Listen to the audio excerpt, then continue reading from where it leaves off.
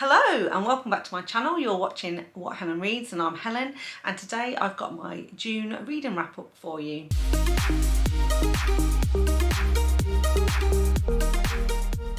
Now unfortunately I didn't meet my reading quota for this month. Normally I like to read 15 books a month because my annual target is 180 books.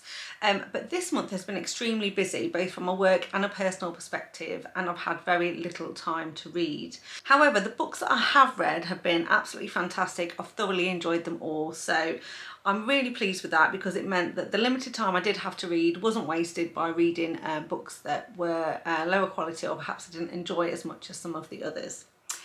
I read 10 books in total, which came to 3,436 pages, which equaled out to about 114 pages per day.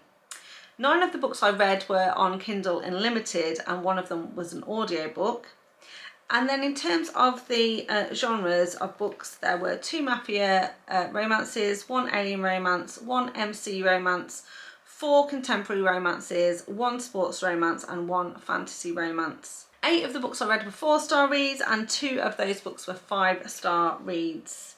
So without further ado then, I'm going to jump straight in. The first book I read this month was Bloodied by Adelaide Forrest, and this is a mafia romance and it's also a second chance romance as well. Now in the month of June I really wanted to read as many books as I could from authors that I hadn't read before but that were going to Rare 23, because next weekend I'm actually going to Rare 23 in London. I'm meeting some of these authors, so I really wanted to read as many as I could from these authors. Now because I only managed to read 9, I didn't get through as many as I wanted, but I did kick off the month with Adelaide Forrest and it didn't disappoint me at all. I thoroughly enjoyed this read and I rated it 4 stars. Now this one is book 1 in the Bloodied crime family series.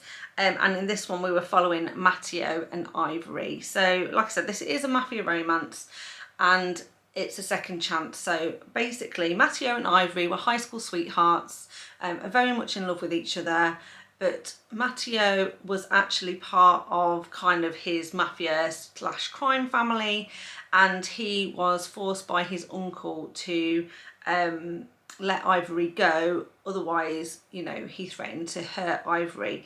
Now Ivory didn't realise this at the time, and Matteo actually dumped her in a very, very hurtful and embarrassing way because he did it in front of quite a few people at her school, and she was absolutely devastated and heartbroken after he split up with her. And we wind on about 12-15 years and suddenly their paths cross once more. Ivory at this point is a extremely good chef, and she has an Instagram social media following where she will make culinary creations and post them on social media, and she's got a really big following, so that's kind of what her job is, and she's really kind of like popular. And Matteo is now head of the crime family, and Ivory happens one day to be in a bank. The bank is raided by some robbers, but when they take one look at her and realise that she is one of the people in the banking hall, they abandon the bank robbery and almost grovel to her and saying, I'm so so sorry, don't tell Matteo, it was us. And basically if he does question you, say we didn't touch you, it's nothing, we're not touching you, tell Matteo we didn't know you were in here, and they kind of back out of the robbery. And Ivory is very confused by this because she wonders what Matteo has got to do with this, why these criminals would be so scared of him, and she decides that she's going to go and pay him a visit. And it's probably the worst thing that she could have done, really, because as soon as Matteo sees her again, he's now obviously in a very different position to when he was in high school, and he has been pining for Ivory for over a decade since they've been apart, and now she's finally back in his life. He decides that he's going to keep her and not let her go. Of course, she is absolutely outraged. He broke her heart and she doesn't want anything to do with him. And so she tries to politely decline, but as any good mafia hero, Matteo is extremely dominant, possessive, won't take no for an answer, and pretty much forces her to get back together with him. So overall, it was the sort of mafia romance that I like. I really like the second chance romance element.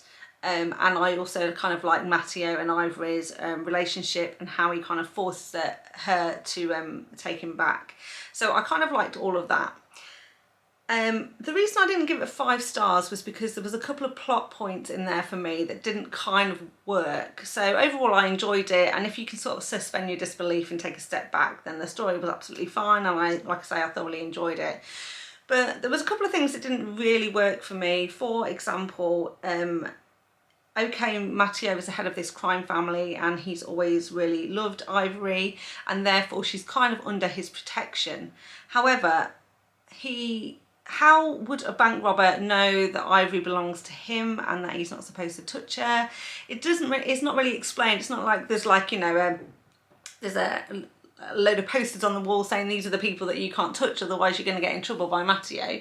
And if he ever did basically stake his claim or say anything, it would have been 12 years ago. So I feel like the criminals would have long since forgotten who she was or what she looked like, and would not have even realised it was her in the banking hall. And then coupled with that, Matteo then kind of like commissions like someone to dig into Ivory's past to find out what she's been doing for the decade that they've been apart. And I feel like if she was very much on his protection list where no one could touch her, he would have actually been keeping an eye on her all of this time. And so that didn't quite ring true for me. It didn't kind of like work. It was almost like, well, 12 years have passed and he's not really kind of, you know, ever followed her or tried to find out what she's doing or kept an eye on her, yet all the criminals seem to know that she's off limits. So that was one of the points where I just thought, I'm not really sure about that or how it worked. But I mean, it's a small point really, and overall, like I say, I really thoroughly enjoyed it. We'll definitely be going on to read the next book in the series. So then after that, I picked up Narins Bounty by Deysi O'Donnell, and this is actually a holiday novella, so a Christmas short story. But it's part of Deysi O'Donnell's Earth's Bounty series, which I've been reading as an ARC. So I'm part of Daisy's ARC team, and I've read pretty much all of the books in kind of this sort of world.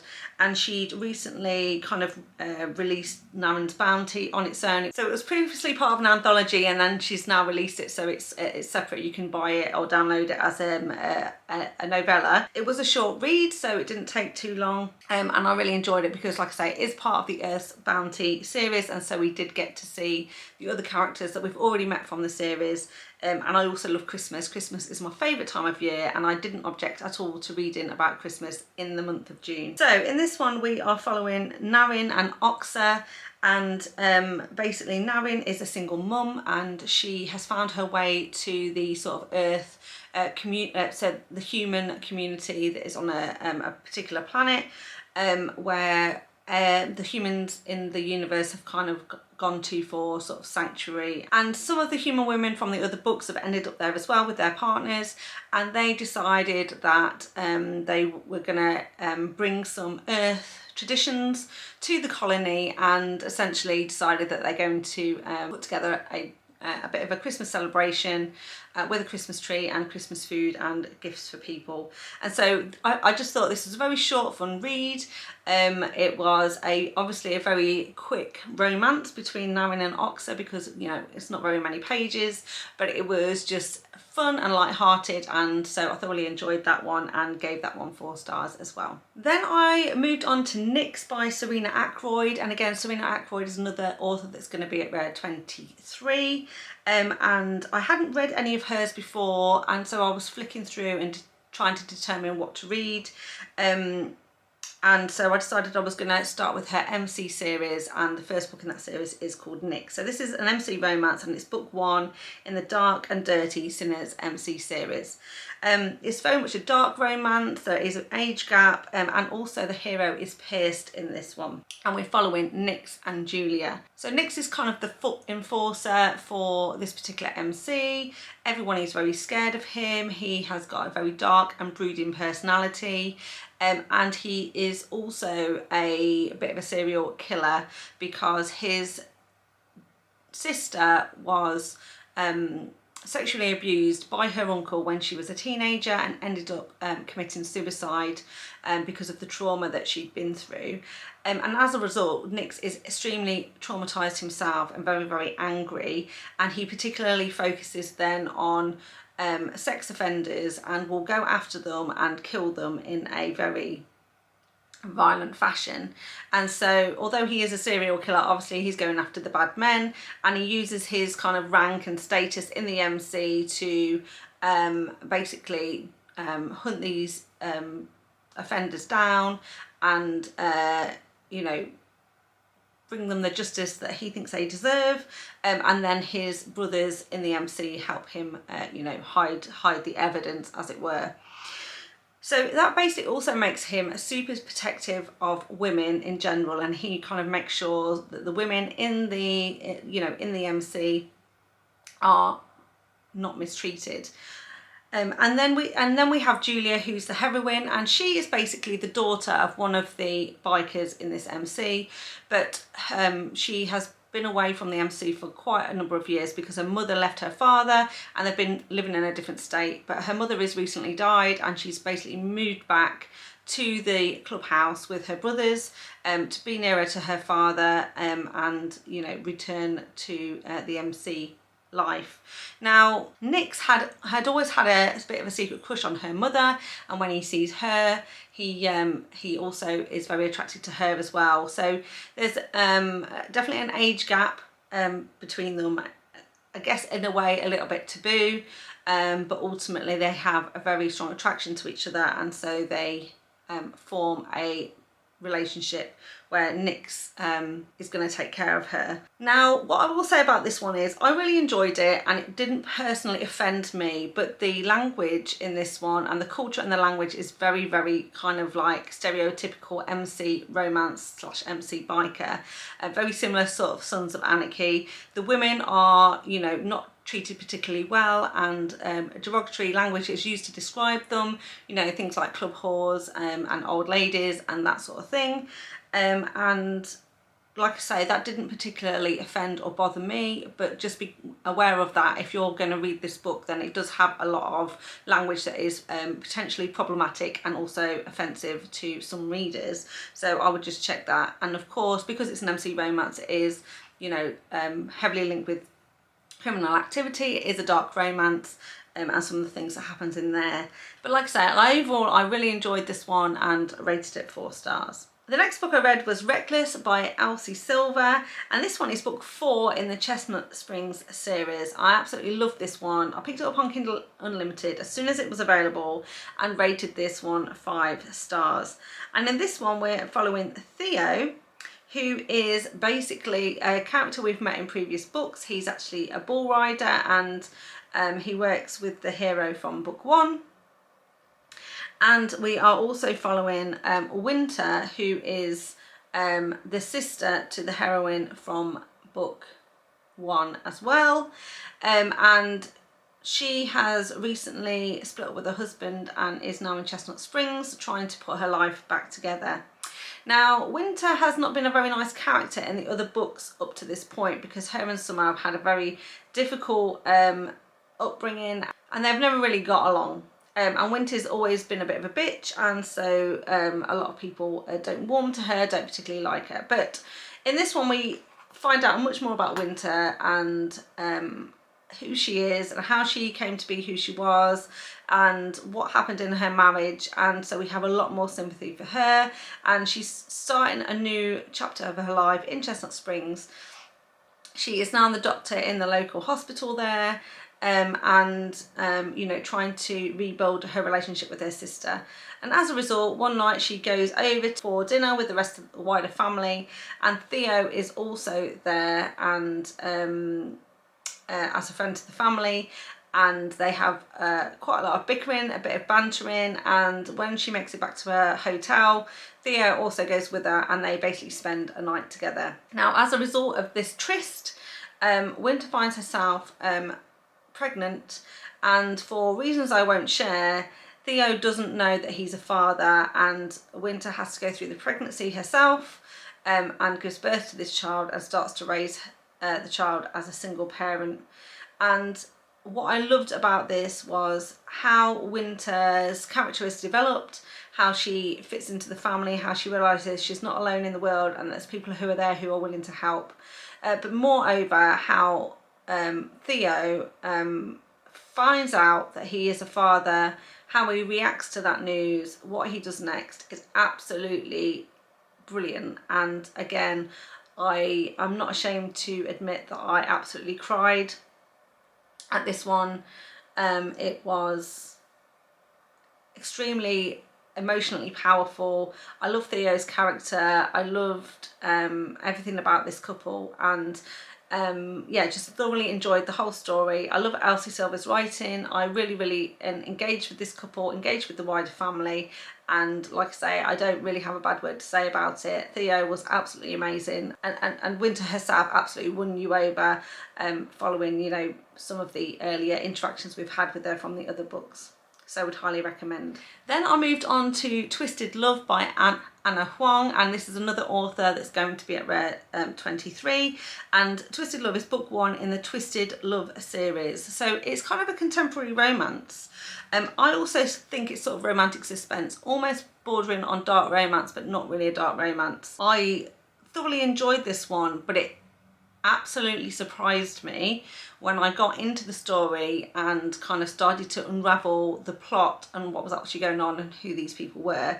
I genuinely believed it was going to be like a contemporary rom-com style of romance based on what I'd heard and the impression I got of Anna Huang's books, but actually it was much darker than I was expecting, and the hero in this one was quite dark and also quite troubled. And so it's, I wouldn't say completely it's a dark romance, but it was leaning towards the darker romance side, which, like I say, did kind of take me aback a bit because I wasn't expecting it at all, but I did still enjoy it. Again, this one I read as Kindle Unlimited and I gave it 4 stars. So I can't really say too much about this one because if I give you too much information, it kind of reveals kind of what the plot point is. And also then you can guess the third act breakup and all of that good stuff. But essentially we're following Alex and Ava in this one. And like I say, the hero is quite dark and brooding and has quite an interesting kind of history and backstory. And then we have Ava, who is the sister of Alex's best friend. Now, Ava is always running into trouble, and her brother is extremely protective of her.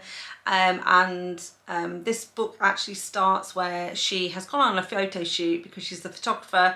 She's gone on a photo shoot and she is making her way back, and she needs to get back in time for her brother's birthday party. And then it starts to heavily rain and she's stuck at the bus stop and there is no buses that are going to be coming for her, and it's getting kind of dark and late.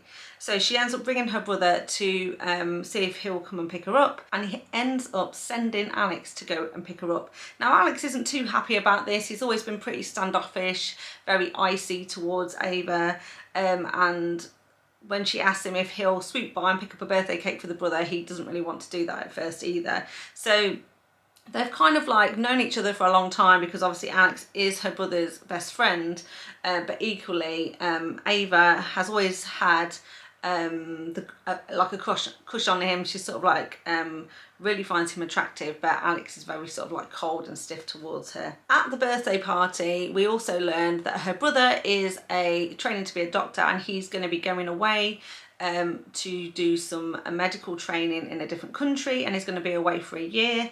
And he asked Alex to keep an eye on Ava while he's gone because he knows that she needs someone to keep an eye out on her.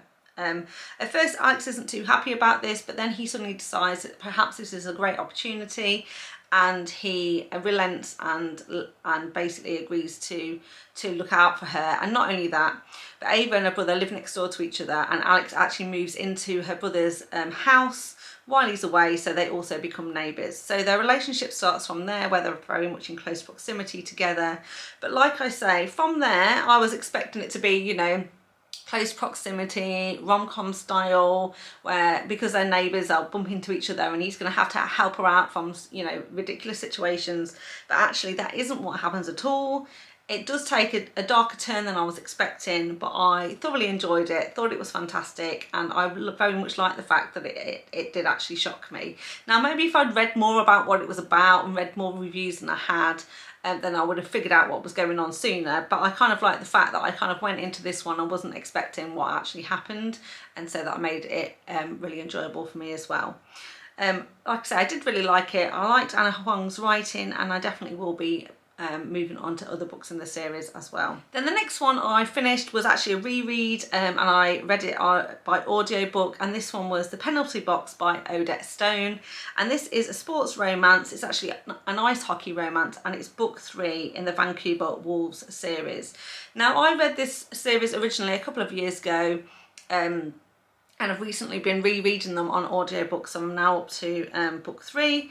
And this one was narrated by Madeline Dower and Alex Kidd. And I thought they both did a great job, and I really loved rereading this one. Thoroughly enjoyed it and gave it 4 stars. Now, this one is essentially a fake marriage situation, or a marriage of convenience, because in this one the hero is Mika, and he is a Russian ice hockey player. In fact, he is friends with Andrusha, who is the Dark Russian Angel from a spin-off series that Odette Stone has written, and was the very first mafia-related book that I ever read, and really got me into Russian mafia heroes. So that was just a bit of an aside, because I absolutely love that one as well, and actually listened to the audio book of that one a few months ago. But for this one, we've got Mika, and he's an ice hockey star, but he has run into a few problems. And in fact, this book starts where he's just recently been at a card game and drinking with Andrusha, and while he's there, the warehouse where Andrusha kind of stores his stuff is raided, and Mika gets arrested and taken down to the police station. And this starts really a chain of events where the police are really harassing Mika and constantly trying to imply that he is a criminal himself, that he's helping Andrusha with his mafia organisation, and really not leaving him alone. And that, coupled with a couple of other incidents, Mika's PR is not that great, and the Vancouver Wolves GM is very much threatening to drop him from the team or suspend him from future games. And so his agent, who we've seen in other books and actually gets her own book in book 4, she convinces him to enter into a marriage of convenience with her PA Charlie, because she thinks that if he marries Charlie, a clean-cut, all-American girl, that will very much help his his image, and will convince the GM of the Vancouver Wolves that he's ready to settle down, he's not going to cause any more problems, and to re-sign his contract. Now, Mika is very resistant to this, because he doesn't believe in marriage, has never wanted to get married, doesn't want to have children, and he's very resistant. But they kind of agree that he will marry Charlie, he'll pay her a sum of money, there'll be roommates only, no shenanigans is going to be going on. But to the outside world, they will actually be married. And so Charlie also agrees to this, because she's always been secretly attracted to Mika, although they have always had quite a bit of good banter when he's been in the office and things like that. But Charlie does actually find him attractive, thinks it will be a good opportunity to actually be married to him. But she's also got a secret of her own, because she owns a loan shark quite a bit of money, and he is now banging down the door wanting the cash. So this has come at perfect timing, because Mika's going to give her money like as part of the contract when she marries him, so that's going to help out with the loan shark situation, and this is kind of where their relationship starts, because now they are living together in one place. And Mika kind of realises that maybe he is more attracted to Charlie than he first thought, and maybe this roommate situation is not going to work out exactly as he planned. Now, with all Odette Stone's books that I've read so far, there is a little bit of romantic suspense going on as well. It's not just about them and their relationship, there's other stuff going on with the hockey team. We learn much more about Mika's backstory and why he is so anti-marriage and children, and also Charlie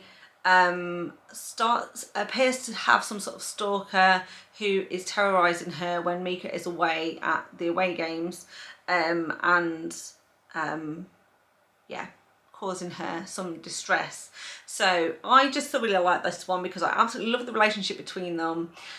Mika and Charlie together are absolutely fantastic. I love both of their personalities and their characters, and then the additional stuff that's going on in the background with the plot and the police, and and Drusha and this potential stalker makes it kind of like a really interesting, fun, fast-paced read where you are on the edge of your seat wondering what's going to happen and how they are going to get through all of their adversity and make it through to their happy ever after. So I would highly recommend that series by Odette Stone. Then after that I picked up Craving in His Blood by Zoey Draven, and this was a sort of a new release in the month of June, and it's a fantasy romance and book 2 in the Brides of the Kylar series. So the first book came out earlier this year and I read it and absolutely loved it, and if I'm being honest, this book wasn't as good as the first one that I read, but it was still really good. I do like Zoey Draven's writing and I like the world that she's created here. And in this series, basically the Kylar are very much sort of like vampiric barbarians, and they are basically berserkers, and they can go berserk, but they also feed off blood, and that's how they kind of get their strength. And so the hero in this one is Kythel, and he is one of the ruling brothers. So there's basically a family of brothers. We saw the head of the family in book 1, and but Kythel is kind of like his twin brother, and he owns or leads, is kind of like a prince of his own province, if you like, and so he kind of like looks after his land and his community. And then we have Millie, who is our heroine, and she is a human. She was adopted by the same species as Kythel, and was very much raised by him. But he's recently passed away, and she is trying desperately to earn enough money to get his remains back to the home planet, because they believe as part of their afterlife that the body needs to be returned to their planet. They make heartstones, or these sort of stones, out of the ashes of the dead, and that basically means that they can leave our realm and live in the afterlife. So she's desperate to get his body back so they can go through that ritual, and he will find peace in the afterlife.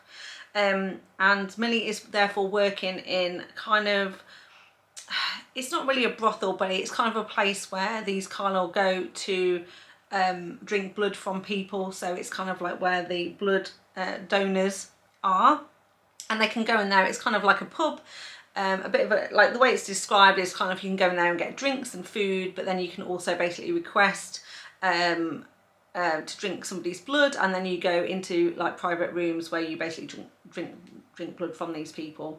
And Millie happens to work in this place, but she isn't a blood donor. She doesn't allow anyone to drink from her, but Kythel instantly recognises her as his blood mate, because they have fated mates who are blood mates, and he tries to entice her to let him drink her blood. And that's kind of how their relationship starts. Again, there's lots of plot and intrigue in this one. There's maybe some other families in this book that don't want Millie and Kythel to be together, and they have their own agenda, and so there's a little bit of political intrigue going on in here, sort of rival families. And also Zoey Draven started to build up this kind of overall arching storyline that war is coming, and there are another race of people on this planet that are coming basically to take over their lands and enter into war with them. So there's a lot of talk around preparations for war, and trying to make sure that everyone is safe. Then next up I read Illicit Captor by Maggie, and this is book 2 in the Mafia Wars Island series, so of course it is a mafia romance. This also was a new release this month. This one is an age gap, but it's also predominantly a captor-captive situation, and in this one we're following Aiden and Scarlett.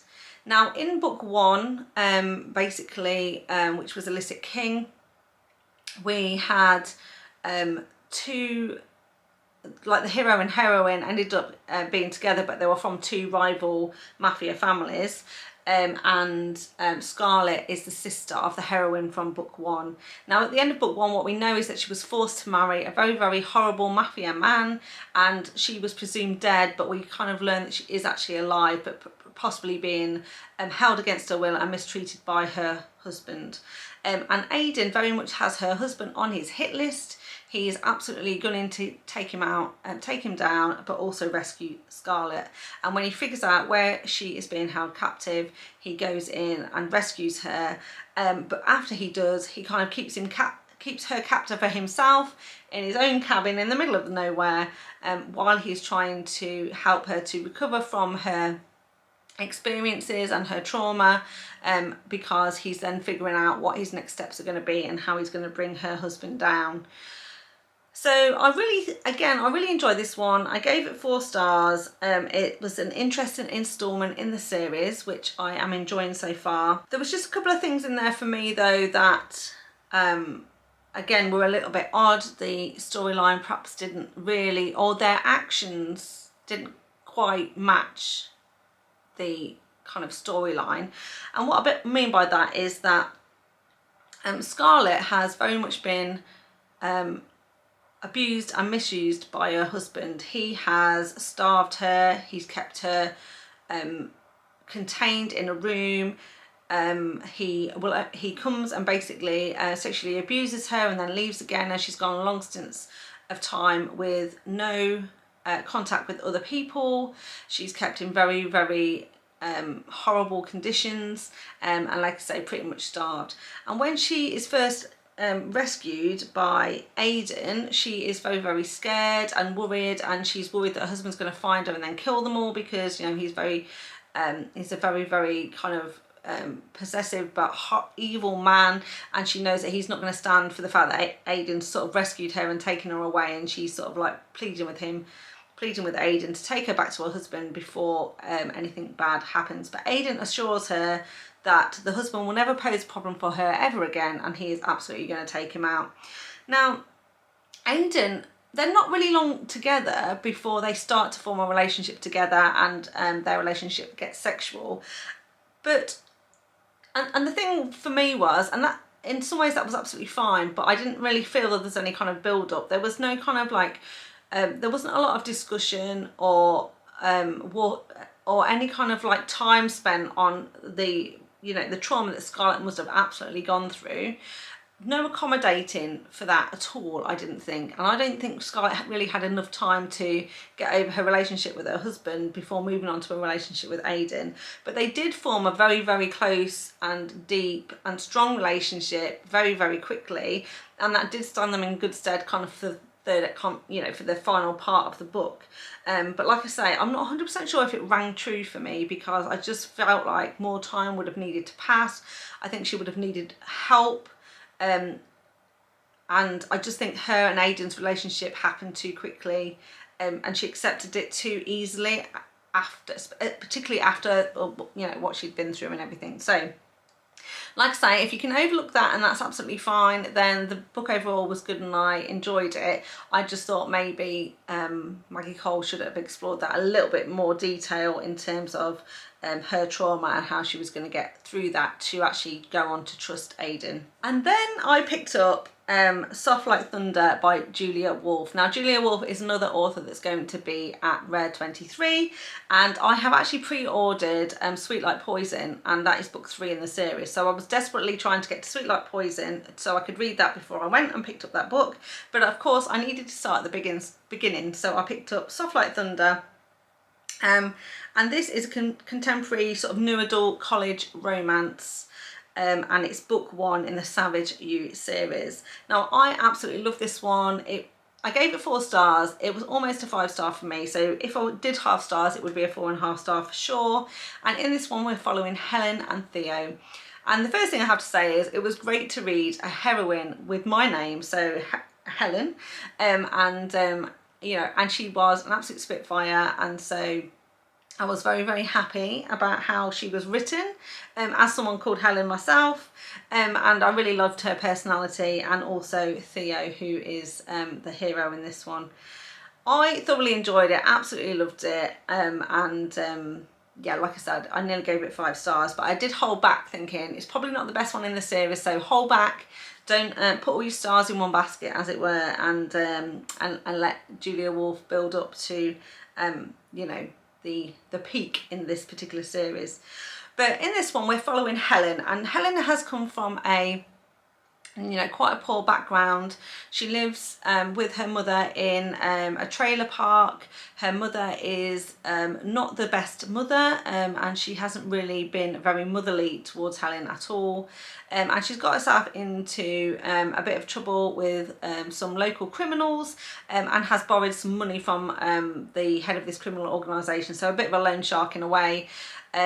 But Helen has had to take on her mother's debt because her mother is not capable of paying it back, and these criminals are threatening to burn down the static home, I guess, the trailer where she lives, and she's very worried about the safety of her sister. So she has got a younger sister who she cares for very much. She does everything she can to make sure that her sister's protected, including keeping her protected from the mother and this criminal. And so, like I say, she's taking on the debt to pay this back, which has left her in quite serious financial straits. And in order to make ends meet, she works at a local strip club at night.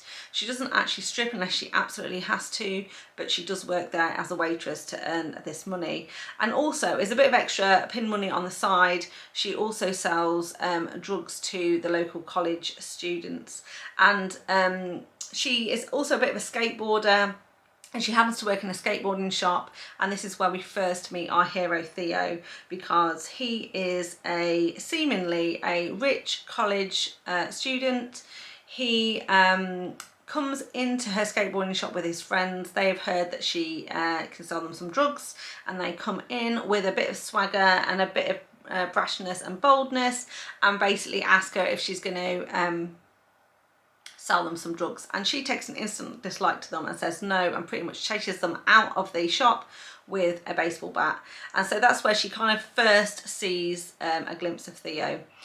But during that altercation, she is approached by a lady called Madeline, and Madeline says, I might have, I like what I see, you're a bit of a spitfire, and I might have a job for you. And it turns out that Madeline is very, very sick and is terminally ill, and she only has a few more months left. And she asks Helen if she will be her companion for the remainder of her life.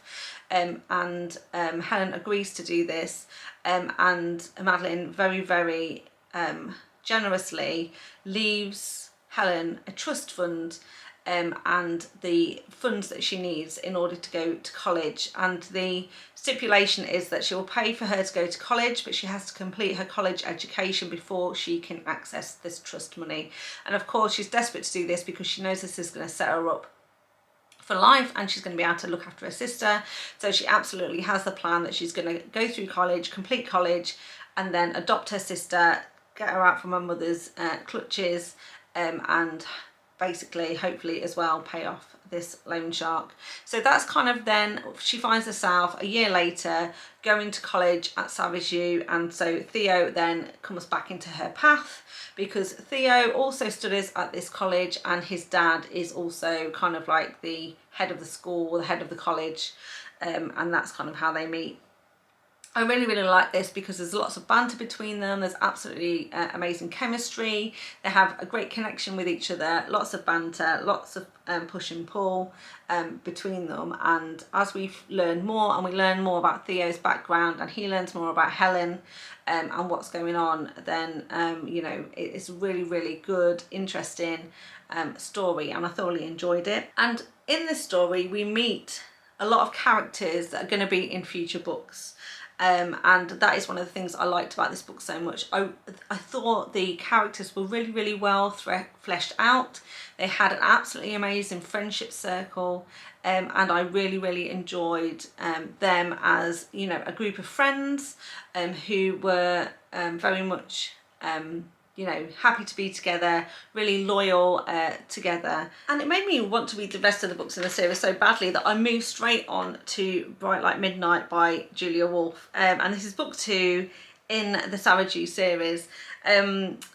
We met a couple of really wonderful characters in book 1, and I absolutely had to dive straight into their story. And in the second book we're following Zadie and Amir.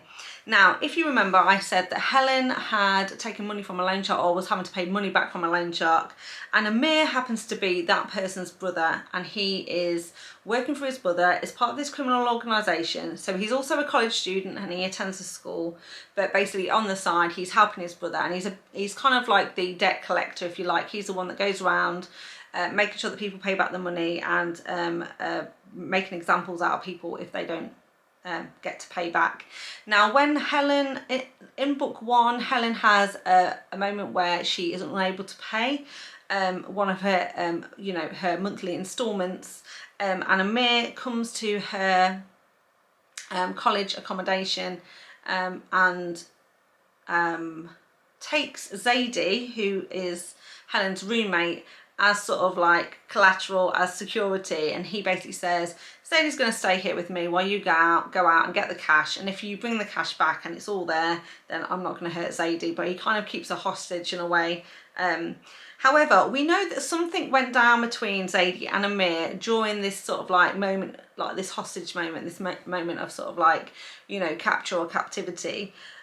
Because they absolutely did have a connection, and Amir walks away at the end of this interaction, and we don't really know what happened until we get to this book, when we see flashbacks and figure out that they absolutely had a moment, they shared something between them, and Zadie basically told Amir that she had a stalker and that she was very scared, and he basically said to her, if he ever shows his face again, or if you ever get scared, absolutely you need to call me and I will be there and make sure that you are okay. At the end of this though, Amir kind of like leaves and they go their separate ways, and they don't see each other again for about 6 months. But Zadie starts to get really, really scared because it seems that her stalker is back. Somebody's leaving her notes and little presents and things at her accommodation, and she senses that somebody may be following her. And so she decides to take Amir up on his offer, but she's very, very shy, and she doesn't want to actually go to him and ask him outright if he'll help. Instead, she goes to a party where she knows Amir is going to be, and she takes another man with her, like I guess a date with her, who is also a complete and utter idiot because he's got drugs on him and he's trying to sell them at Amir's party. And of course, that's very frowned upon, isn't it? In the criminal world, don't be selling drugs at my party when we're actually the drug dealers. So he threatens to physically hurt the date that Zadie has brought, and she kind of steps in and said, no, don't hurt him. And Amir says, well, what are you going to do for me? And so Zadie enters into a bit of a bargain with Amir and says, well, I'll do anything you want for the rest of the semester if you promise not to hurt him. And Amir said that's absolutely fine as long as he doesn't come anywhere near you ever again and you can't date him again. And so Amir and Zadie enter into this very strange relationship where she becomes his slave, really. She has to go around and cook him his dinner. She has to go around and clean his house and change his sheets. And things like that, but there is no, there's nothing sexual going on between them at this point. But Amir does like her, but is keeping her a bit like at arm's length and just kind of making her do all of this stuff for him. But he is very attracted to her, and she's attracted to him. But she's kind of like pleased that he's there because he's sort of going to be protecting her as well, because now she's kind of his property and he's going to do what he needs to do in order to protect his property. And so it goes from there. Now, I actually rated this one 5 stars. I thought it was absolutely fantastic. It's absolutely the kind of hero that I love. Amir is kind of like dark and a little bit dangerous, and we don't really know if he's going to hurt Zadie because other people around campus are really scared of him. But absolutely, he, although he threatens her and she has reason to be scared of him in the beginning, he's absolutely not going to touch a hair on her head. He's absolutely going to make sure that she's absolutely looked after, and ultimately they do obviously get their happy ever after. But like I say, I absolutely love this one because he's the sort of hero I like. It wasn't over the top and dramatic. It wasn't quite as severe as you would get from a mafia hero, but he was absolutely, all the things that I love: dark, mysterious, dangerous, a little bit aggressive, a little bit angry, and you know, other people are scared of him, so he very much becomes Zadie's protector. Now again, in this one we see more of the characters that we know and love from book 1, and we see a little bit more of Locke and Elena, who will be in book 3, and I've actually just finished that one, but I'm not going to talk about it today because we are already in July, so I'll save that for my July wrap up. And I'm absolutely excited to move to book 4, where we get Julian's story, and Julian very much plays quite a big role in this book, Bright Like Midnight, because he saves Amir from being run over by a vehicle, but in so doing he's sort of caught in the crossfire himself. He's severely injured, almost killed, and now he has difficulties walking, and also he's got a lot of scarring to his face. So we learn a bit more about Julian, which obviously sets us up to want to find out about his story in book 4, which I'm about to start. So I hope you enjoyed this wrap up for June, and I hope I've given you a little taste of what I'm going to be reviewing in July, because I'm going to definitely be talking about the last 2 books in the Savage You series. And like I say, I am going to Rare 23 next week, so hopefully I'll have lots of news and updates for you about how that went. And I'll be meeting new authors, picking up new books, and if I get the chance this week, I'll be moving on to some other stories that I want to read before I get to go. So thank you very much for watching. I hope you enjoyed it. If you did, please give me a thumbs up. Remember to subscribe to the channel if you want to see more content from me, and I'll see you next time. Bye. So I only managed to read 9 books this month. Okay, it turns out that I completely missed a book out of my June wrap up. So I'm having to re-record the intro because my stats were all wrong. So the book that I missed out, which I can't believe I missed, and suddenly realised when I was doing my Q2 roundup, was Reckless. So Reckless by Elsie Silver. So bear with me while I get the stats up for this. Now Nyx is also a pierced hero. He's described as having a very, very large penis, almost like too big to go in, like a compilation, like a, what do you call them? Anthology, yes. And then wind on 10 years from this book, and well, it's about 10 or 15 years from this book, and I think is it 15? Hold that. And the first book that I read this month was Bloodied Hands by Forrest. By Adelaide Forrest even. So, should we start again?